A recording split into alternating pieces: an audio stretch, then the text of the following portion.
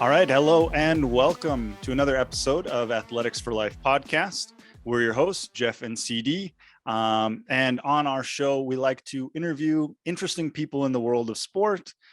Most of the time, we're talking to athletic directors or former alumni, potentially other people that just are involved in sport and have something that will benefit us and our listeners.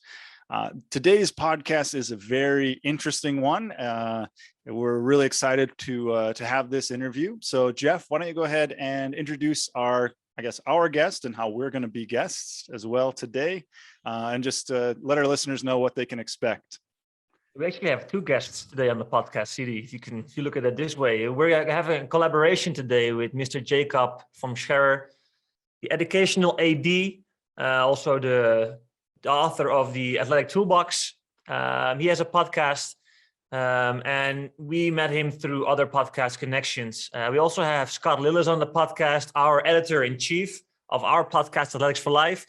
And we are going to ask about, we have our basic questions, we always do, but we're going to talk about podcasting. What does it take to run a podcast? How does it work? Some tips and tricks. And we just want to share with each other what we are both learning from it. So yeah, it's very interesting. We are getting some questions. We're going to ask questions to Jake. Scott will explain a little bit about how he runs our podcast, how he makes us look good on camera. So a very interesting one for everybody interested in doing something like that.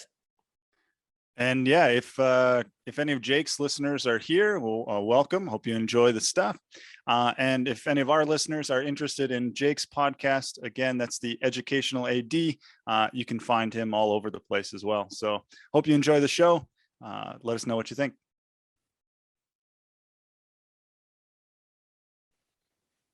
All right. Hello and welcome, everybody. We've got a special podcast for you today.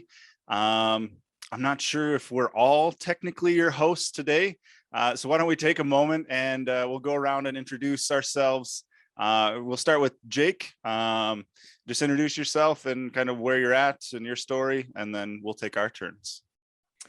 Well, thanks a lot. My name is Jakob von Scherrer. I'm a retired athletic director, retired this past June after 41 years as a teacher, coach, and athletic director. The last 20 years in Florida. And I currently host a podcast called the Educational AD Podcast, where we ask ADs from around the country and a little bit from around the world to share their story, to brag a little bit on their school, and to offer tips for other ADs. And those tips go into a book called the Athletic Director's Toolbox. Second edition should be coming out in July. So thanks for having me on today. Yeah, thanks for being here. And I guess for any of Jake's listeners, because we're going to kind of share this podcast afterwards.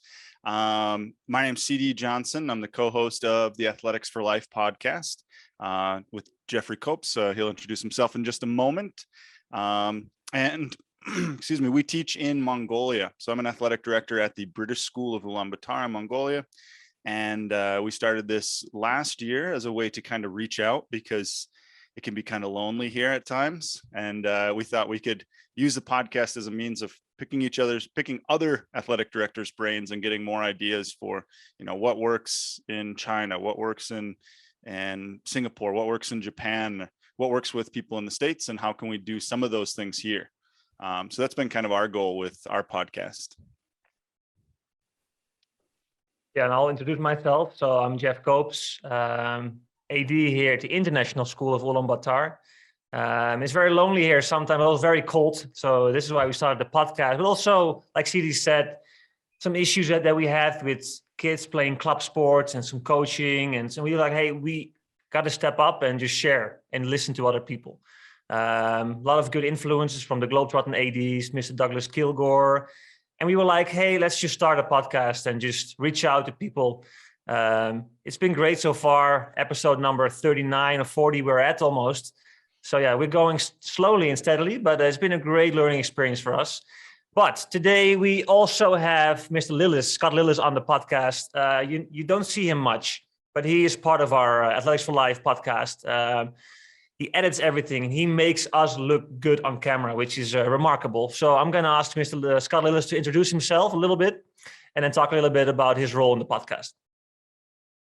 Okay, so thank you, Jeff. So again, Jeff and CD kind of came to me at the beginning of last year with their idea of doing this podcast. They talked about doing an audio podcast or whatever. I'm like, no, we can do way better than that. We've got equipment here at the school. So I'm at the international school as well. We've got 4K cameras.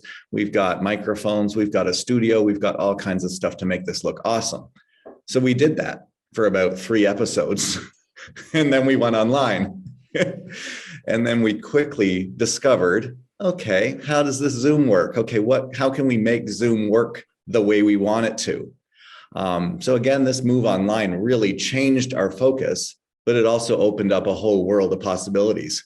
Oh, so we don't have to just interview people, our athletes, our coaches. We've now got the world at our fingertips. So I think we've certainly taken advantage of that. And like Jeff said, we've done 40 episodes now. We've got a few in the bag right now. So I'm a few weeks ahead as far as editing goes. So yeah, Scott does an amazing job. And yeah, if you check out some of our early podcasts, you'll notice that, I think we're sitting in the gym. We tried one by the pool. I think sound wise, that one was a mistake, but camera wise, we looked really good.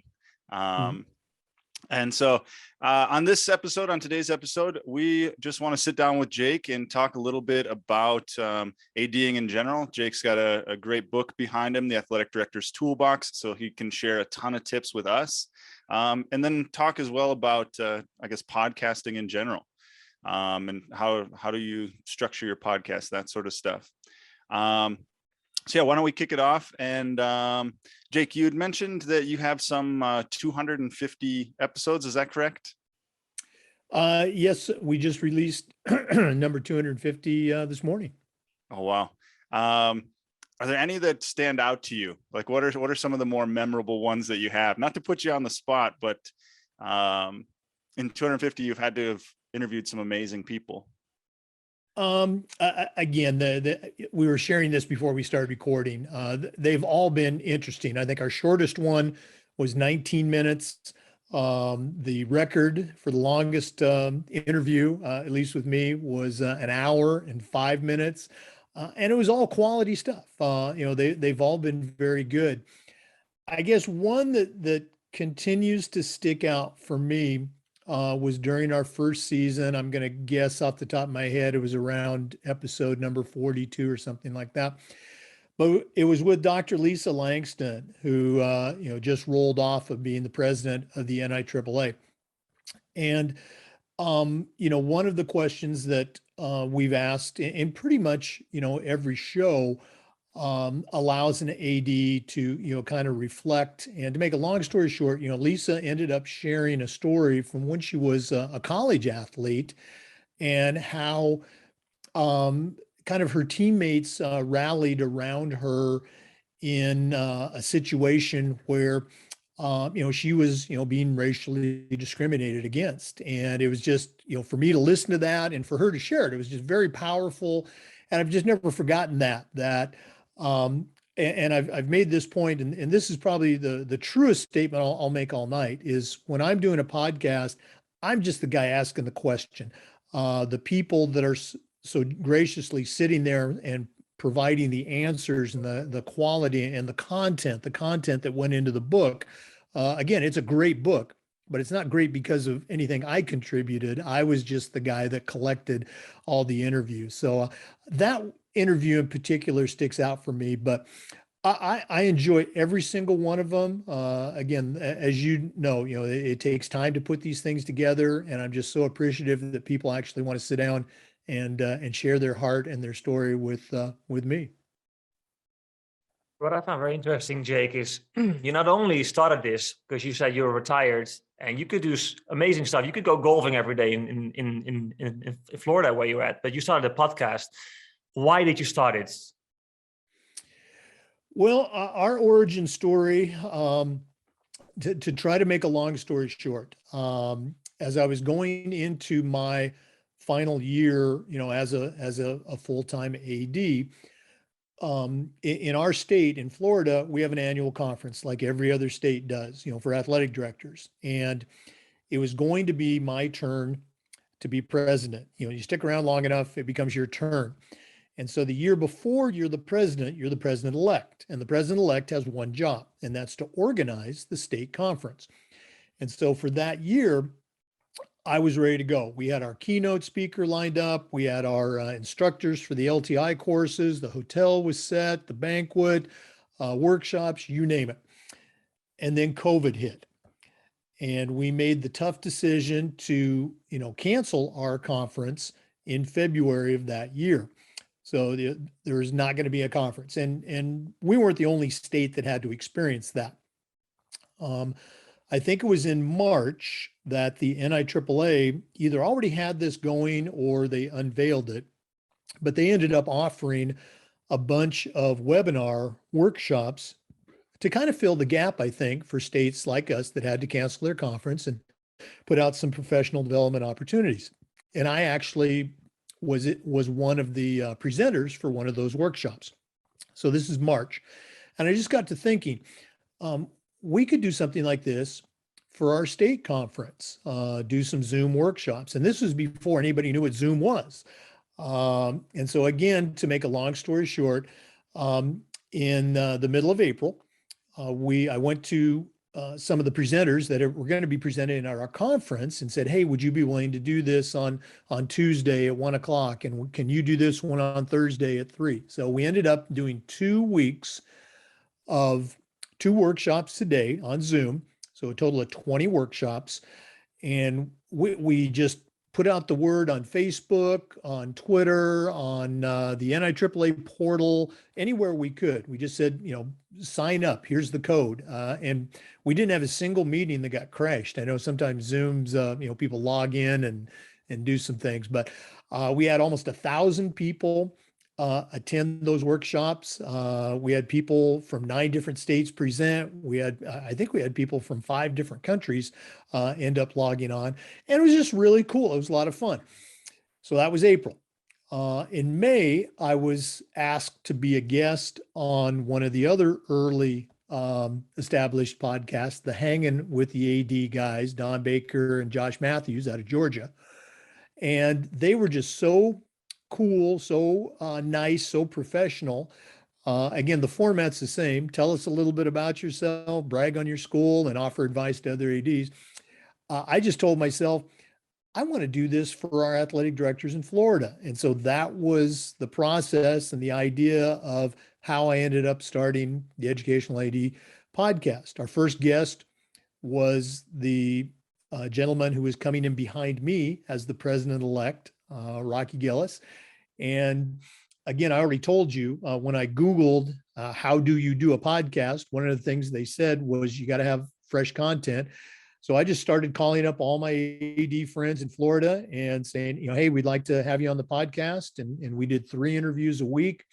And we just started cranking them out. And I think we'd done 14 or 15. And I got a call from an AD in Nebraska that said, hey, Jake, I've been listening to the podcast, which just completely shocked me that somebody's actually listening. He goes, can I be a guest? And I said, well, why not? And so from there, we started having people from other states. And here we are. I think we're in month 19. It might be month 20 now. And for some reason, people keep listening. And again, it's because of the people we have on, our guests. It has nothing to do with me. And the interviews or the toolbox suggestions turned into a book. So that's been a lot of fun. And that's how I became, I guess, a podcast guru. That's awesome that it started out as something just for your state and then it expanded from there. Yeah, I had a similar experience. I interviewed a candidate for our school a month or so ago for a PE position, and they're like, "Yeah, I've heard your podcast before. I've seen you on your podcast." And like, it was just kind of like, "What? Wait, it's actually out there? People listen to it, and it's." That's the goal. That's obvious. You want people to listen to your podcast and you're hoping it spreads and you can spread your message, but it's always, I don't know, I find that it always kind of catches you off guard when people mention that you wouldn't expect that they've heard it or they listened to it. So I can definitely relate to that for sure. How do you find your guests, Jake? You mentioned the guy from Nebraska reached out, but now how do you go about finding and identifying these people across the country? Well, a number of ways. Initially, I was just going through our Florida, board of directors and, people that I had coached with, or I knew this person that I knew their personality would really come through. I've been involved with the NIAAA on the national faculty and on the certification committee. So, that allowed me to meet athletic directors from different parts of the country. When you're in that workshop or you're in that LTI class at the national conference and somebody's at your table and you end up, trading email addresses. So, people I know as I became more active on Twitter and LinkedIn, I met people. We've had, I'm really not bragging. I'm just, trying to explain the depth. We've had probably a dozen former WNBA players who are now in athletic administration as guests on the podcast. I've had two former Olympians that are on the podcast. One of those I reached out to on LinkedIn. The other one reached out to me because they're in their post-Olympic career, they created a startup and their product is in the athletic world. And, that was coincidental. I'd actually interviewed her former college coach and, she saw that and reached out. So I think now that we're kind of established, it's probably 50-50. People will shoot me a Twitter message or an email, or I will do the same to them.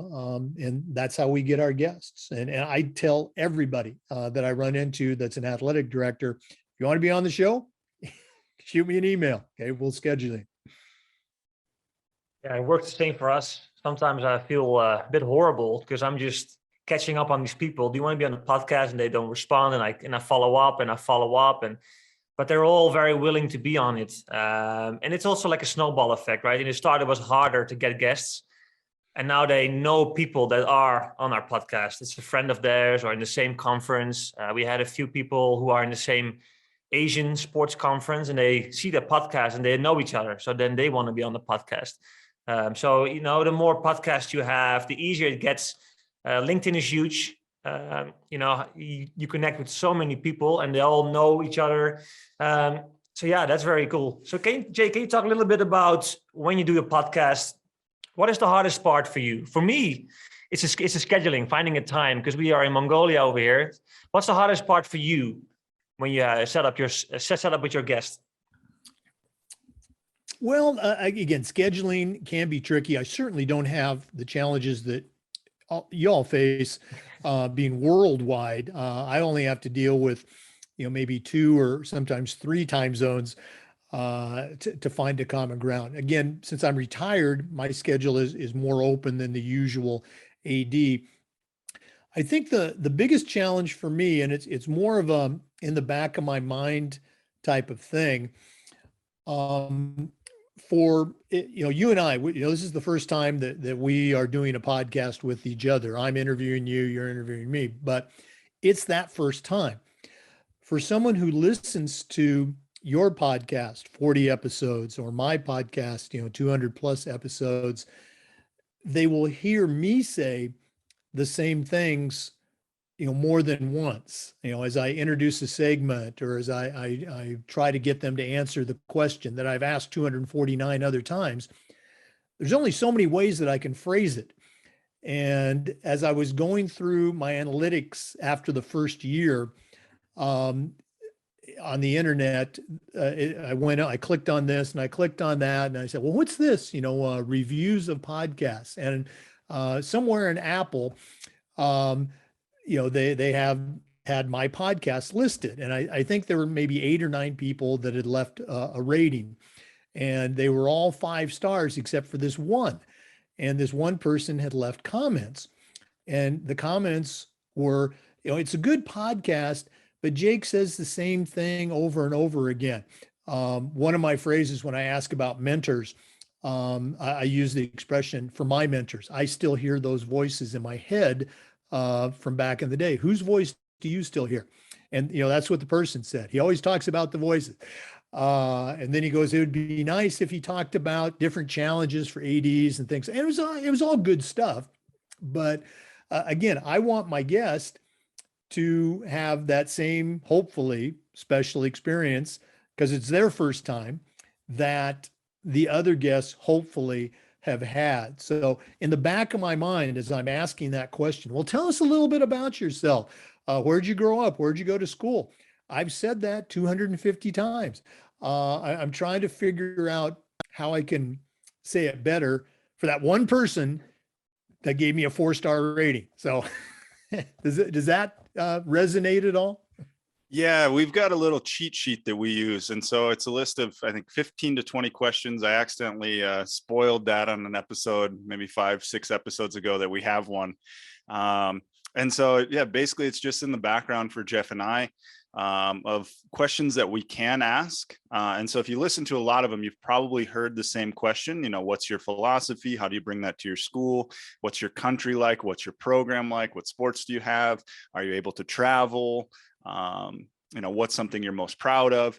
And so it's just a bunch of generic questions that will apply to most anybody, but we don't follow it to a T necessarily, right? A lot of the interviews, they start off and okay, introduce yourself, tell us about your program, what sports do you have? And then they tell us a story. And then from there, we're able to kind of pick and choose questions from our list, or if it's something that's, tell us more about that, right? You doing this really cool program at your school, then we delve deeper into whatever that program is. And so in that way, it does free us up a little bit from, that repeating ourselves over and over and over again, but also giving us that backbone to have some consistency within our episodes. Right. There have been some episodes where we finish and it's been an hour, we crept up on an hour. It's like, yeah, we didn't ask any of our questions, like we were just talking about athletic directing and the challenges we face or this cool thing you've done. And so I definitely hear where you're coming from, and we do feel that from time to time. But I think just having a little bit less structured approach maybe than having, these exact questions that we want to ask every single time has helped us to break it up and keep it fresh for each episode. But who knows, maybe by the time we hit 250, we'll be feeling that a little bit more, and that, yeah, we've asked this question a lot, so that's kind of how we structure it. You bring up a great point that, sometimes those discussions are the best content, and that, there's topics and ideas and things that are shared that wouldn't have come out otherwise. So. And I think it's also, in the beginning, we had to structure it really well. We were researching the person and getting some really good questions on paper. Now we're getting more experience, it's getting easier. But I do try to find one interesting thing about every person. They shared something on LinkedIn. They shared something on a website they've been writing, or on their program. So we find one interesting thing about one guest that we can have, and that they are a little bit surprised when we mention that, and that gives the episode a little bit more, a little bit more body. They're like, oh, hey, they have actually thought about it. So we try to do that too. And on the cheat sheet, we try to write down, we've been in the podcast for 30 minutes, maybe 2 more questions. We just type a little bit here and there. You go next, CD, or my Wi-Fi is not so good right now. We have to work on that. So we help each other out. We try, and this is where Scott comes in, because we don't have to, when the guest is talking, we mute ourselves. So we can move around, we can type, because Scott will take that out. So that's why Scott is very helpful with that. Now talk a little bit about, you have your interview, Jake. How does it work from getting that to your episodes? What do you do? We are probably the lowest tech podcast out there. We use Zoom to record the interviews. The platform that our podcast is on is Anchor, which is part of Spotify. And again, in my research, what platforms are best, I ended up going with Anchor primarily because it was free. And also it seemed like it was very easy to use. And I didn't need a lot of bells and whistles. So for me, if if we were going to do this podcast about 15 minutes before you were scheduled to log in, I would go into Zoom, I'd start the recording, and I would preload my first round of sponsorship messages. I'd say, welcome back to another episode of the Educational AD Podcast. We'll be back with today's guest, but first let's hear from our podcast sponsors. I pause it, and then I'll do 5, because we have 5 sponsors, 5 screen shares where I bring up their logo, or in some cases, the 35-second video ad that they have sent me. I'll hit, play on the video and record, and then I'll do the voiceover for that sponsor's message. Most of the time it's copy that they've created. Sometimes it's copy that I created that they approved. And so I'll run through those 5 sponsorship messages and then, hit pause. And then you will log in. I'll let you into the Zoom. We'll, say hi to each other. I'll say, this is what we're going to do. You'll say, okay. I'll hit the record button and we take off with our interview. And then I will pause the interview. Let's take a quick break from our meeting with Jeff and hear from one of our sponsors. I'll do a screen share again, but just one. And so the sponsors get their 2 shout outs during each episode. And it doesn't turn into, just 10 minutes of commercials and then content at the end. We try to split it up. When I'm done, I end the Zoom meeting, and I'm doing it on my laptop. So that's stored. And for me, for some reason, it goes into my documents folder. So I've just kept it there. When I'm ready to upload it to Anchor, I go into the Anchor platform. I click on new episode. Anchor allows me to do some little music snippets at the beginning and at the end. I can also drag in an Anchor commercial, which I just recently started doing. I can choose the date and the time that I want the episode to first start airing, and hit submit, and it's locked and loaded. It ends up being posted on, I think, 8 or 9 different podcast platforms: Apple Podcasts, Spotify, the ones. And then the day it ends up airing, I will take that link and I'll, do a little write-up on Twitter. I'll do a write-up on the 2 Facebook AD groups. And I think I'm up to maybe 9 or 10 LinkedIn groups where I'll post that same thing. And I'll do a screenshot from the video, which is usually, the guest and me side by side, and post that as a photograph. So, there's kind of that visual component as well. So about 2 weeks later, I'll do the very same thing on my YouTube channel. So the very few people that choose to watch instead of listen, they have that. And my sponsors also like the fact that their logo is up there in a visual display on YouTube. So it's, as I said, it's so easy using Anchor. And I know there's some other great platforms out there that are very similar. And there's some that I've had friends try to convince me, oh, you should use this because then you can do all these other bells and whistles. And I'm just going, I just don't think I want to do that. I'm happy with what we have. And as I've said a couple times, the people that listen and watch, they seem to be happy because they're coming back. So we're just going to kind of keep it as is and try not to screw it up.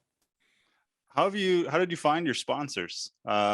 Did you have a criteria for, I want to make sure they're X, Y, and Z before I bring them on or before I accept them as a sponsor, or did they find you? How did you go about that?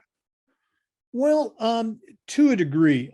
When I first started, remember, I was doing it as part of my presidency for the FIAAA, our state AD association. And so there were no sponsors. It was just me and the guest. And we'd done, I don't know, maybe a couple of months.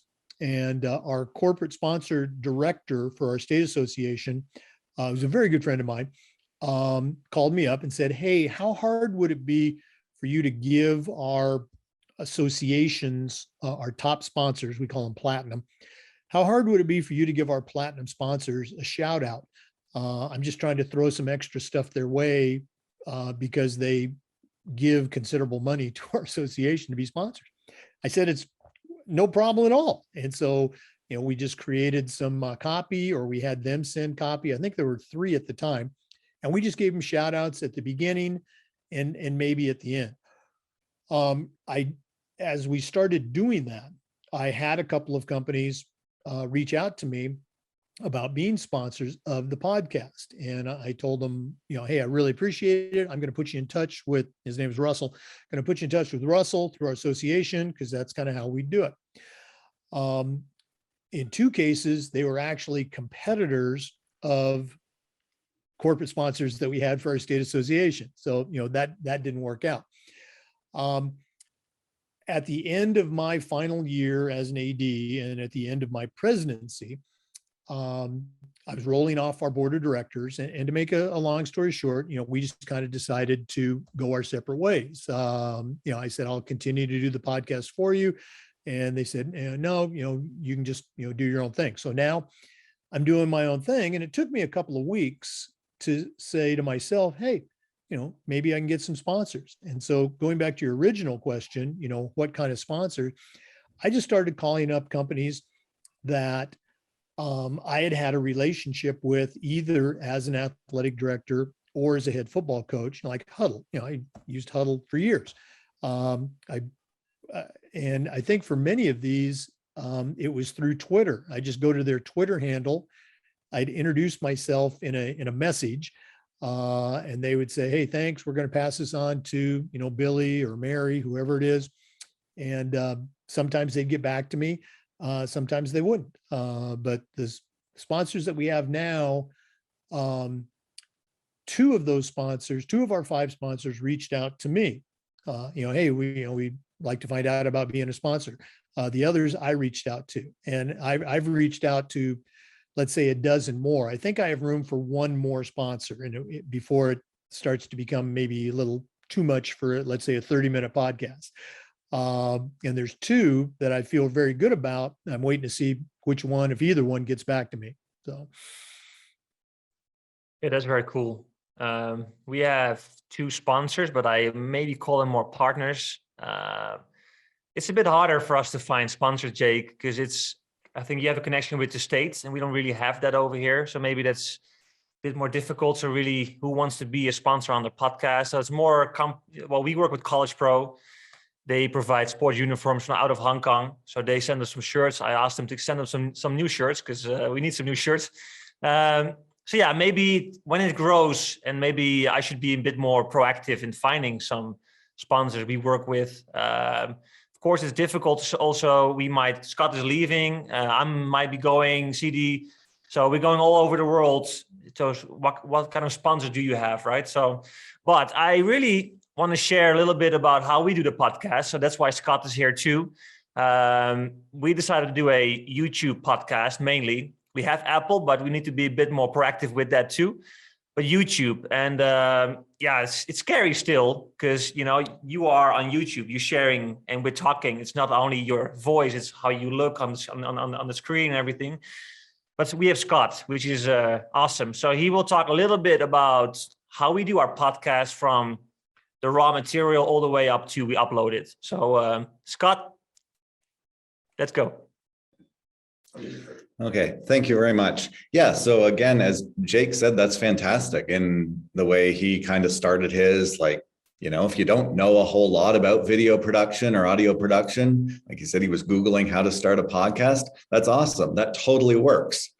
For us, on the other hand, Jeff and CD mentioned the idea. I'm like, I'm our technology coach here. I make videos, I make graphics, I do all that stuff for the school anyway. I was like, I guess I could put my television broadcasting and film degree to use. So again, I'm very fortunate. I have an Adobe Creative Cloud subscription. So that covers like professional audio, video editing software. So when we did go to Zoom, it took a little bit to figure out, okay, we can use their cloud recording feature. That way we get this gallery view. So all of us on the screen at the same time, but it also records the speaker view. So it took a little while to fine tune some of that. And then we're like, oh, no, make sure you record it without their names there.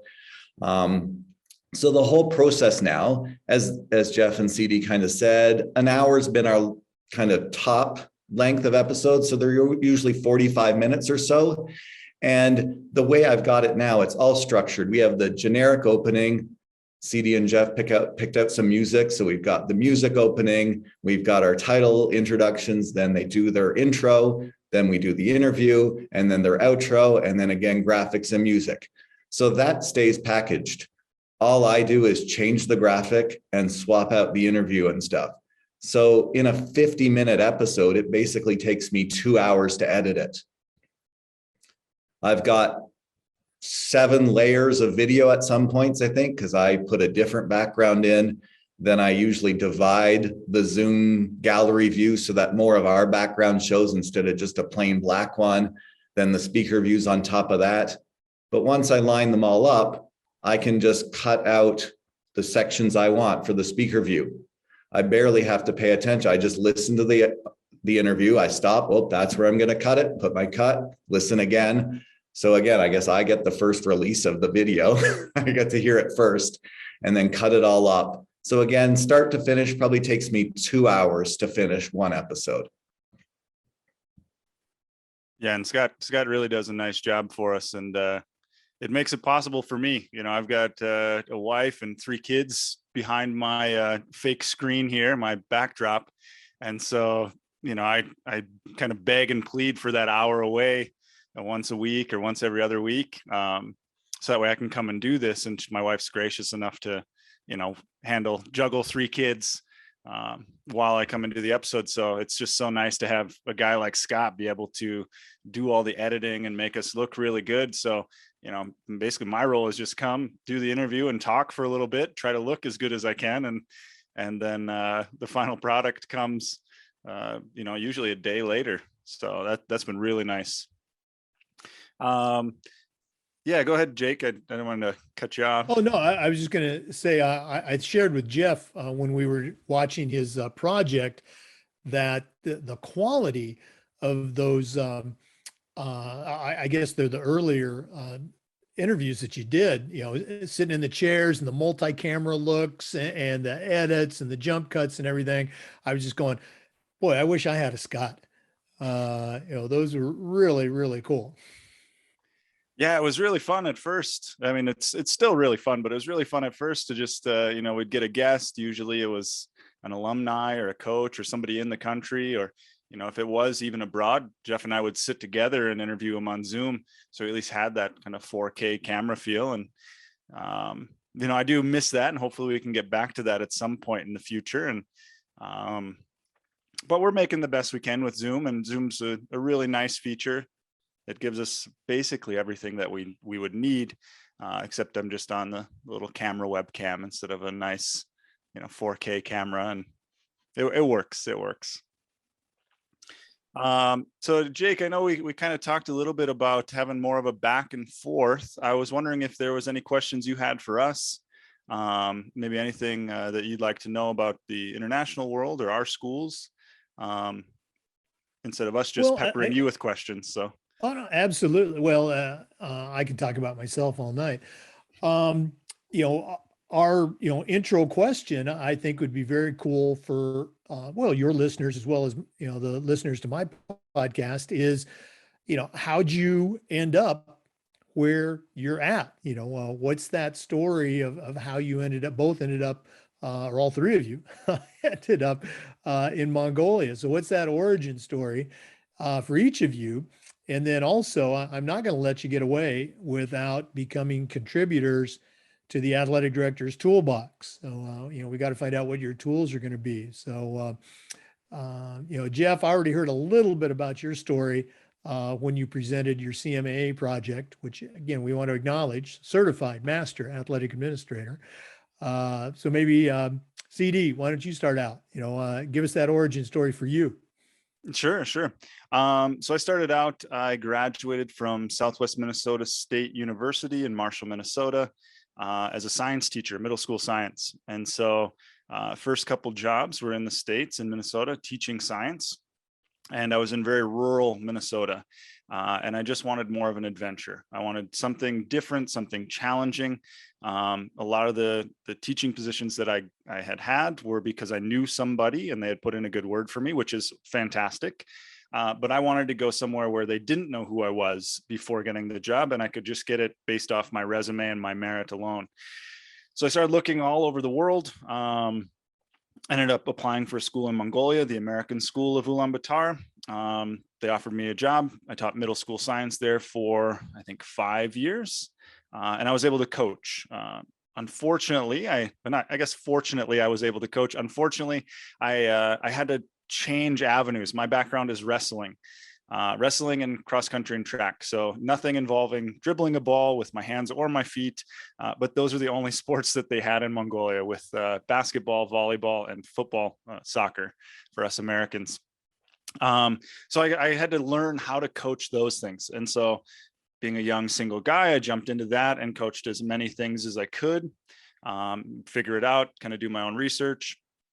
And then after a few years, I was really good friends with the athletic director at the time. And he had some personal issues and had to leave the country before the end of the school year. And we still had one international trip to organize and make happen. That was our football trip to China. And so before he left, he kind of, hey, can you help me? Can you make this happen? Here's all the documents. Here's how they get their visas. Here's everything you need. Yeah, sure, buddy. No problem. Take care of what you need to take care of. And so I kind of jumped into the AD role at the end of that school year. And then with some conversations with my administrators, I was able to then transition into the athletic director role the following 2 years. Decided to leave the American school shortly after COVID hit. And now I'm at the British School of Ulaanbaatar. And then I kind of jumped in here as the athletic director. Also the activities director. That's something that often falls on the head of ADs in international schools, as well as I teach some chemistry. Last year I taught some physics. I also teach some PE classes. So I'm a man of many hats, I guess. And so yeah, that's where I'm at now, the British School of Ulaanbaatar, doing all sorts of stuff. So. No, very cool. And a quick follow-up question, then Scott, I'm going to jump to you. The students at your school, are they, American? Are they British students mostly? Are they locals? How does that work? That's a good question. It's different at every school internationally. So for those of you listening in the States and kind of this is a new world for you, any school is going to be a different mix of kids. Here in Mongolia, the two schools that I were at, both the American school and the British school, are about 90% Mongolian. They all speak English. Most of the lessons are in English. But then the other 10% are a mix of just about everything. We've got South Africans, we've got a couple of Chinese students, Canadian, American, kids from Europe. So there's a good mix in that other 10%. But most of our kids are Mongolian students. Okay. And I'm going to guess that Jeff's is a little bit different, but there's some rewards as well as some challenges with that. Okay. Oh, definitely. Scott, let's hear your story. Okay, let's give you the Cole's notes, the shortened, condensed version here. So yes, I'm at the International School of Ulaanbaatar. So again, just to quickly speak to that, we are capped at 40% local Mongolian students. So we have 60% international. We've got, students from, again, all over the world. Australia was kind of one of the bigger ones. We've taken a big hit with COVID and some of these jobs going back home or like not getting replaced immediately and things. But we're in pretty good shape. So we still keep that 60-40 split. This is my third international school. I came here from Thailand. My wife and I wanted the complete opposite. So hot, muggy all the time in Thailand to cold and dry here. So again, my wife and I are both teachers here. We've been in Thailand. We had been our first jobs were in the Middle East in Kuwait. We were there for 4 years. Then we returned to Canada for a few years, worked there and kind of thought, we really miss this traveling and the workload and things like that aren't quite so even. We're Canadian, both of us, so we're in Ontario. So again, worked there for a bit and then kind of got online and immediately got contacted by a school in Thailand. I went to their website, looked at the staff list, went, oh, I know her. Let's talk to her. So someone from my hometown. Like, the world is so small. It's unbelievable that way. So we were in Thailand 3 years and then attended a job fair. Were offered 3 jobs, was offered a job in Saudi Arabia, Dubai, and here in Mongolia. So we went, well, what's the kind of craziest one? Where did we ever think we'd never live? Yeah, so here we are in Mongolia. As Jeff mentioned earlier, we are leaving at the end of this school year. Just with travel and COVID and things the way it's been, we haven't seen our family. It'll be 3 years in person. So we are going home and we are going to take a year off. We are just going to stay in Canada for a year and then look for a job. We're in no interest to kind of work once we get home. Well, hey, good for you. Scott, I know you guys are all at different schools, but what, my picture, my mental picture when somebody says Mongolia, it's the mountains, it's, it's all that. Are you guys more, urban, suburban, rural? What's the community, I guess, where your school's at? We are definitely urban. We are in the only city, really. I mean, there are other cities, but we're in the capital city of Ulaanbaatar. Basically, half of the population of the country lives in the city, and then the rest are sparsely spread out throughout the countryside, which again is stunning. You're thinking like Colorado, Arizona is sort of what the landscape looks like. Not huge mountains, but we've got decent sized mountains. It's fairly, dry. It looks a little sparse in the winter, but it does green up in the summer. Lots of animals and things roaming the countryside. Lots of nomadic families out there living in gers, moving around as well. Yeah. I mean, it really sounds very cool. I'm jealous in a way of all of you. Jeff, let my listeners know, your story and how you ended up where you're at.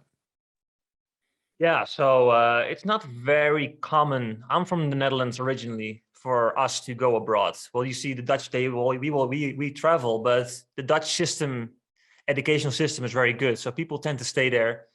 They get well paid, so they don't travel internationally as much. But I found it a bit boring when I was teaching there. So I was like, well, let me do some research. And in 2013, I just booked a plane ticket to London to a big job fair, put on my suit and tie, went over there, had no clue about what was going on. And landed a job in China. So, and 2 hours later, actually, I was just arriving at the fair, and 2 hours later, I got a job in China. So I just took it. I was there for 3 years, and then went to another job fair in Bangkok and got a few offers. And then the school in Mongolia approached me. I knew a few people here. I know the previous AD and the AD before that. They were good friends of mine. They actually worked with family of mine back in Egypt. And I've played against a school. We were in the same division and very well behaved, nice kids, good school. And I was like, just go for it. So that's how I ended up in Mongolia. This is my 5th year. It's been great so far. An interesting country. A little bit lonely sometimes over here because we are pretty isolated over here. But that's why we connect with so many people over the world right now. But it's been a journey, especially, English is not my first language, Jake. So I had to adapt from the start, learning a lot. I must say, I discovered the NYAAA in 2016. And I did the first 2 courses, 501 and 502. And I was like, yeah, this is not for me.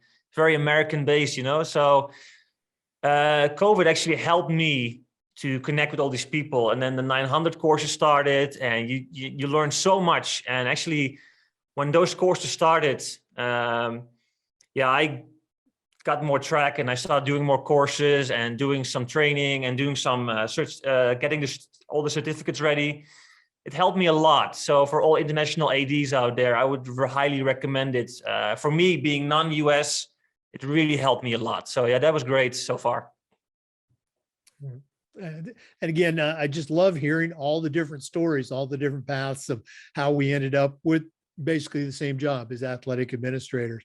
Scott, I got to say, at one of the schools I was at down in Miami for 6 years, we had a young man. He coached for us, but he was a history major, but just really, I guess in a hobby way, had fell in love with and learned, the TV production and all of that, and turned one of his English classes into, a news presentation. And we would live stream events. This was back in like 2013, 2014, when it was still very young. So I think any school that has someone with your skill set, your tools, when you want to go back to work, there's going to be people looking for you. That's what I'm banking on, Jake. Thanks. Yeah, and we're trying to do that too. Like, yes, I'm not a coach here. I love sports. I mean, if we had baseball or ice hockey, sign me up. It doesn't happen here. I coach tennis in the Middle East. I love sports. So again, I've tried to kind of feed some of my passion for that into, the other skills that I have. So live streaming our games here. I think we've certainly upped the ante on that one too. We use Wirecast. I've got a video switcher so we can connect 4 cameras at once. I create graphics. So I'm trying to make it look like you're watching it on ESPN as much as I can, to some degree. So it's a lot of fun. It's a good challenge for me too. Like, how can we make this work? What do we have? What do we need? Can I kind of just do it with exactly what we do have? It's lots of fun. Very cool. We all contribute in our own way. Jake, I've seen the athletic director's toolbox sitting behind you a little bit. Do you want to plug that, and what could athletic directors get from the athletic director's toolbox? Oh, it's shameless plugs. Okay, it's part of my backdrop here, but I am holding a copy which you can get on Amazon. The story behind it, one of our features on the podcast is we always end with the athletic director's toolbox. What 3 tools would you put into a brand new athletic director's toolbox? And we had done, let's say maybe 100 episodes. And I had been, just because I'm a type A kind of guy, I'd been keeping track of all the tools and plugging them into columns. And of course, if you do 100 interviews and you ask for 3, that's 300. Well, some people had given me 4. I had one person give me 9 once. And so we had a lot of different tools. And a friend of mine, Mike Elson, is very active at the national level. He's out of Tennessee.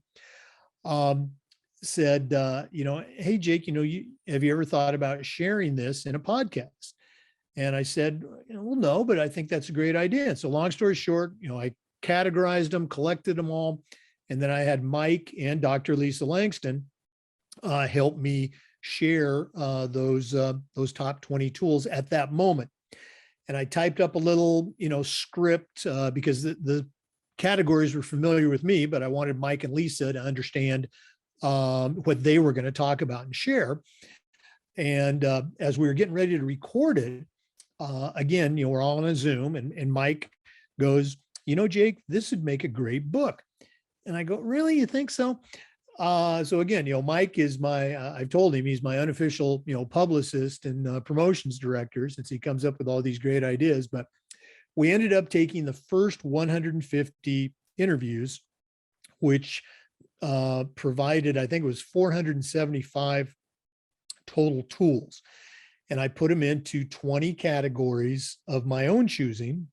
And we called it the Athletic Director's Toolbox, the top 20 tools for success.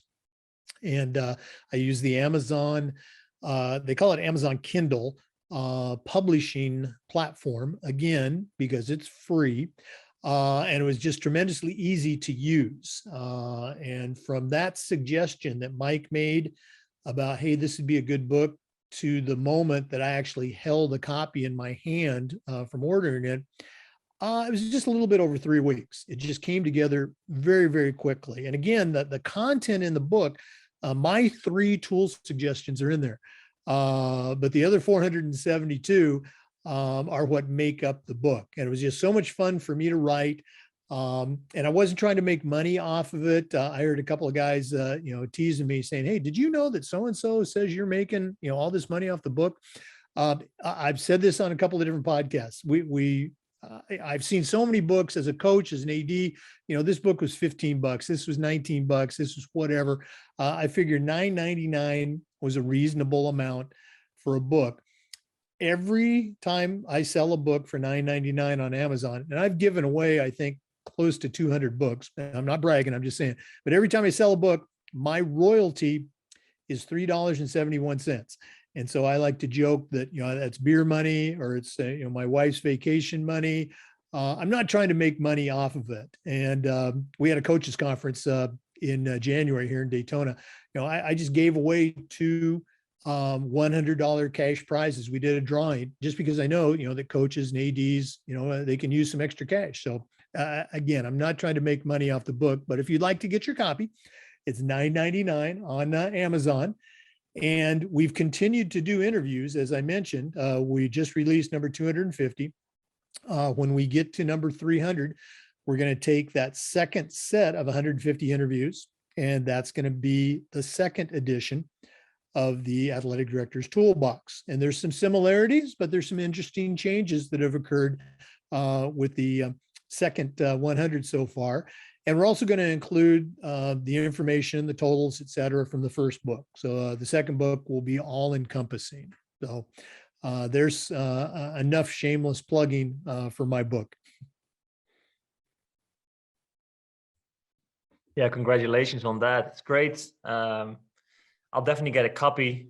I think we all should get a copy. I think we want to do something similar, Jake. I mentioned that in my presentation last week, that I think when we had about 50 ADs on our podcast, we might look into do something similar, because the topics are the same and we can just get a lot of the, I think what I would like is to have some kind of, not a toolbox, but more like a guide for upcoming and newer ADs, maybe in the international world, where they can have some, what's the 12 topics and how can we help you, what to do, A, B, C, D. Actually, Scott Garvis mentioned this to me. He said, you should do something like that. That would be very valuable for the international AD community. It's something we will look into for sure, 100%. Oh, no, absolutely. Because, there's definitely similarities. I think there's probably more similarities between the American athletic director and an international athletic director, but there's some things that you all deal with that, we don't even touch. And so having a top 10 or a top 20 ways to deal with those particular situations for an international AD, absolutely. And as you know, you all have, varying degrees of sports background.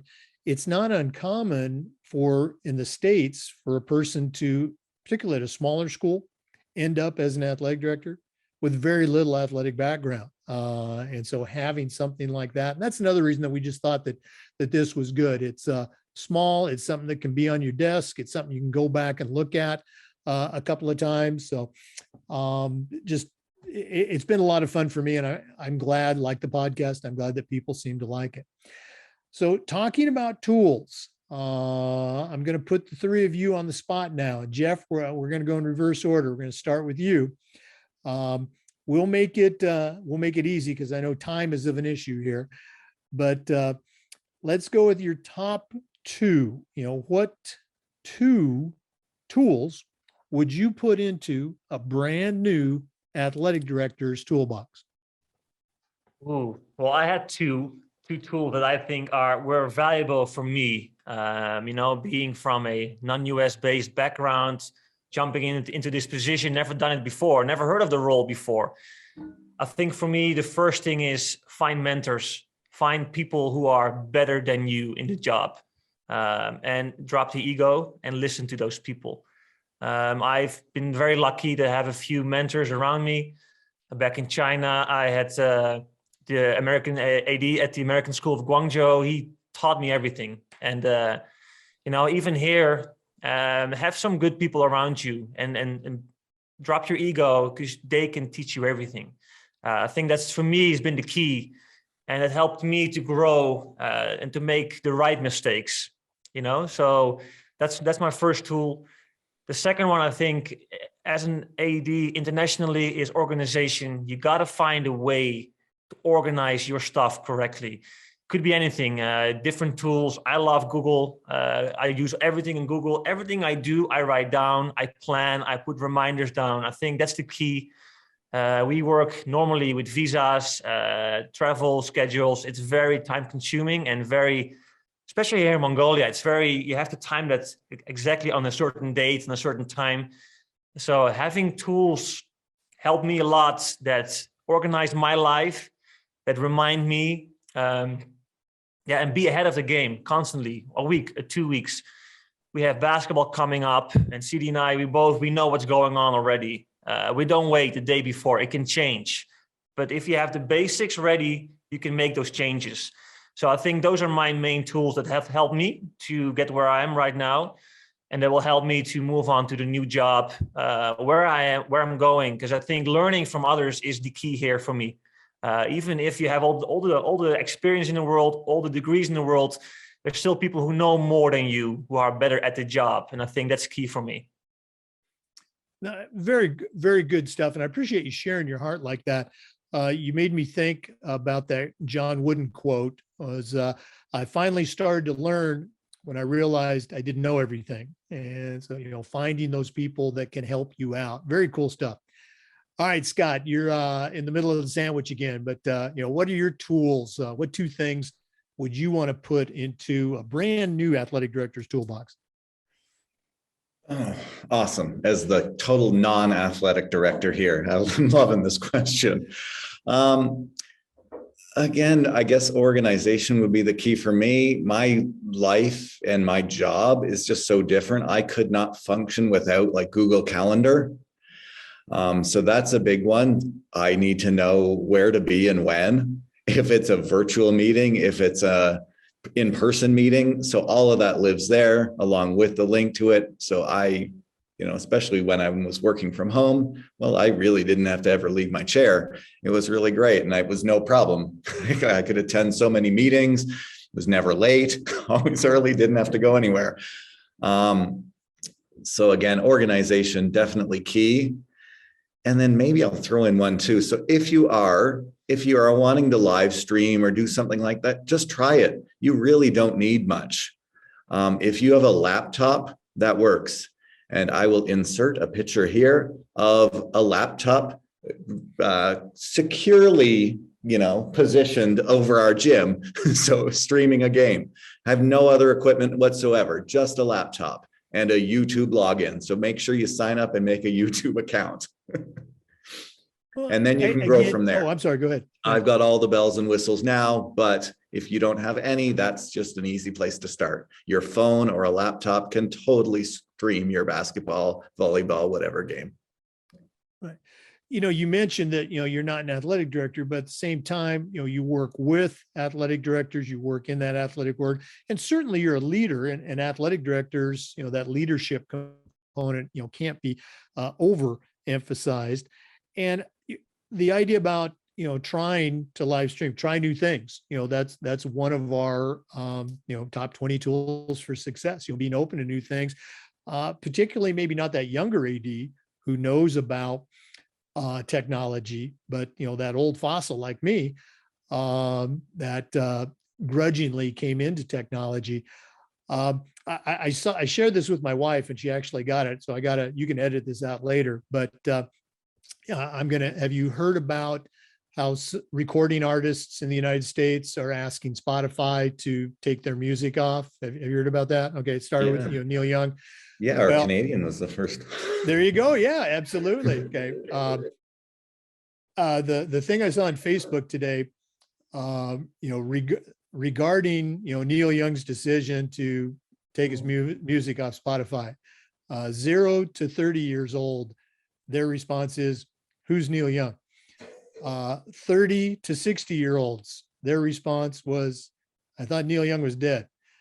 And 60 and older, their response, what's Spotify? So again, we've got people in all 3 of those age categories that, their approach to trying something new or embracing technology is going to be different. So your point is very, very spot on. Okay. Yeah, thank you. And that's exactly what my job is here, right? As a technology coach, I'm working with, brand new, well, not brand new, but younger teachers that are fluent, have lots. I've got other people that have been in the profession a long time, very hesitant to try stuff online. Again, the best PD ever was just this whole COVID thing and going online. Our teachers had no choice, right? Even if you were tech hesitant, well, it didn't matter. You're going to be trying something. You're going to be doing Zoom. So then you're going to need to try some other things as well along with that. And just like you, when you started your podcast, well, what's free? And what can I, put out there that's sort of simple to use? I don't know everything, and that's fine. But why not? Yeah, just try it. Be a risk taker. Put yourself out there. It's awesome. Very cool. All right. Craig, what two tools are going to go in your AD toolbox? Well, since organization's already in there, I guess I can't use that one. I'll pivot a little bit. I'd say flexibility, especially in the international setting. I think this is probably why both Jeff and Scott mentioned organization, because things change here so quickly, and you need to be flexible and adapt to those changes. And that's where organization can really help out. You're organized, you've got everything you can in line, that when the wrench is thrown into it, you can figure it out and you can make those changes needed. So especially in the international world, being flexible and being able to kind of go with the flow at times is really, really important. The second thing that kind of came to mind for me would just be kind of being true to yourself and remembering that you're a role model. The story popped into my head. We were in China with a group of really young girls. Our older girls didn't want to travel, so we took middle school girls to this high school tournament. And they competed really, really well.